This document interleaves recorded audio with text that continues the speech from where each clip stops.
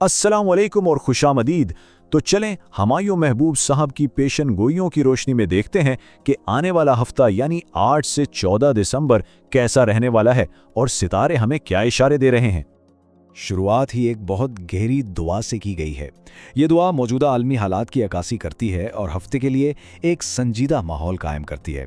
यह हमें याद दिलाती है कि सितारों की रहनुमाई अपनी जगह, लेकिन इज्तिमाई दुआ और फिक्र की भी अपनी अहमियत है। तो इस तज्जिए में हम क्या देखने वाले हैं? सबसे पहले तो हफ्ते का एक उमूमी जायजा लेंगे और फिर हम बुरूज को उनके 4 ग्रुप्स में तकसीम करके बात करेंगे, यानी आतिशी, खाकी, हवाई और आबी। तो चलें पहले हिस्से से शुरू करते हैं। इसमें हम जायचों पर बात करने से पहले कुछ उमूमी मशवरे और बहुत ज़रूरी वार्निंग्स पर एक नज़र डालेंगे। देखें, इनफरादी जायचों पर जाने से पहले कुछ बड़े पैमाने पर होने वाले वाक़यात की तरफ भी इशारा किया गया है, जैसे पाकिस्तान में सियासी हलचल या फिर दूसरे मुल्कों में पानी से जुड़े मसाइल। मतलब ये कि सियारों की चाल सिर्फ हम पर ही नहीं, पूरी दुनिया पर असर डाल रही है। आगे बढ़ने से पहले ये एक बहुत ही अहम बात है। हुमायूं महबूब साहब ने साफ साफ कहा है कि उनके नाम पर बने तमाम सोशल मीडिया अकाउंट्स, चाहे वो फेसबुक हो, टिकटॉक हो, सब के सब जाली हैं।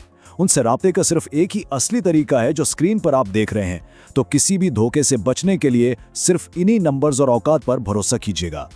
चलें जी, अब बात करते हैं हमारे पहले ग्रुप की, यानी आतिशी बुरूज की। देखते हैं कि हमल, असद और कौस के लिए यह हफ्ता क्या लाया है। हमल वालों के लिए ये हफ्ता अपनी एनर्जी को सही जगह लगाने का है। अच्छी खबर यह है कि कोई रुकी हुई इन्वेस्टमेंट वापस मिल सकती है, लेकिन मशवरा यही है कि कोई नया कर्ज लेने से परहेज करें। अब बारी है असद की। इनके लिए इस हफ्ते का सबसे अहम लफ्ज है एहतियात। दूसरों की जलन से होशियार रहना होगा और खास तौर पर मोहब्बत और पैसों के मामले में जज्बाती होकर कोई भी फैसला करने से बचना है, वरना मुश्किल हो सकती है। कौस वालों के लिए माली फायदे के चांसेस तो हैं, लेकिन एक चैलेंज भी है, और वो है अपने गुस्से पर काबू पाना, क्योंकि मिजाज में तेजी आ सकती है और गुस्से में लिया गया कोई भी फैसला बाद में मुश्किल खड़ी कर सकता है। चलें अब आगे बढ़ते हैं अगले ग्रुप यानी खाकी बुरूज की तरफ। ये लोग अपनी प्रैक्टिकल सोच के लिए जाने जाते हैं। देखते हैं थौर, सुम्बुला और जदी के लिए क्या गाइडेंस है। सौर वालों के लिए सबसे बड़ा मशवरा यह है कि ऑफिस पॉलिटिक्स और हर किस्म के झगड़ों से खुद को दूर रखें। और हाँ, हफ्ते के बीच में कोई अच्छा गैर मुतवक्का मौका भी मिल सकता है जो मुस्तकबिल में बेहतरी लाएगा। सुम्बला वालों के लिए पैगाम बिल्कुल साफ है। दूसरों पर भरोसा करने के बजाय खुद पर इन्हिसार करें। पैसों के लेन देन में खास एहतियात बरतें। और सबसे अहम बात, अपने प्लान्स, चाहे वो ज़ाती हों या प्रोफेशनल, उन्हें मुकम्मल होने से पहले किसी को ना बताएं। जद्दी वालों को इस हफ्ते अपने घर का माहौल पुरसुकून रखने पर तवज्जो देनी है। इसके अलावा प्रॉपर्टी या रियल एस्टेट से जुड़े मामलात में कोई अच्छी खबर या कामयाबी मिलने के काफ़ी इम्कानात हैं।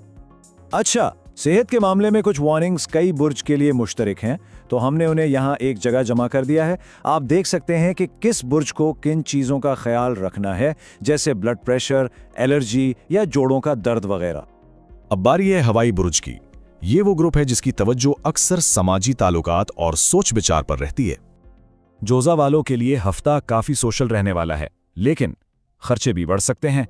काम पर कोई नई जिम्मेदारी मिल सकती है जिसकी वजह से सफर भी करना पड़ सकता है, तो बस अपने बजट पर नजर रखनी होगी। मीज़ान वालों की सोशल लाइफ में भी इजाफा नजर आ रहा है। हो सकता है कुछ बिन बुलाए मेहमान भी आ जाएं, लेकिन पैसों के मामले में खास तौर पर कोई भी रिस्की फैसला इस हफ्ते ना ही करें तो बेहतर है। दिलों वालों के लिए यह हफ्ता बहुत बड़ी तब्दीलियों का हफ्ता हो सकता है।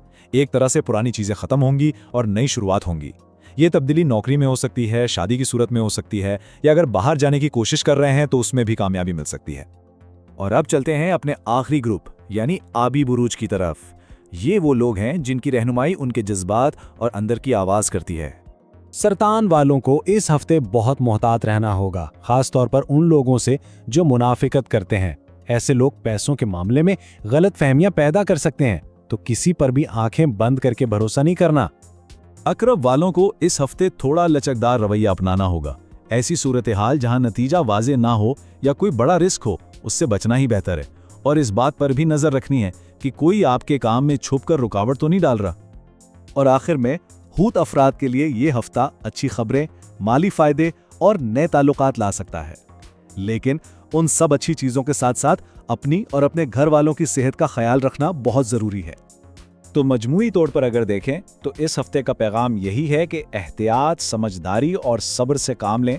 जहां चैलेंजेस हैं वहीं आगे बढ़ने के मौके भी हैं। सबके लिए दुआ के साथ बात खत्म की गई है और यही वो जज्बा है जो हमें हिम्मत देता है। तो इस सारी गुफ्तगू के बाद अब सोचने की बात यह है कि इन तमाम मशवरों में से कौन सी एक बात ऐसी है जो आने वाले हफ्ते में सबसे ज़्यादा अहम महसूस होती है। इस पर ज़रूर सोचिएगा, क्योंकि ये आगे की प्लानिंग में मदद दे सकती है।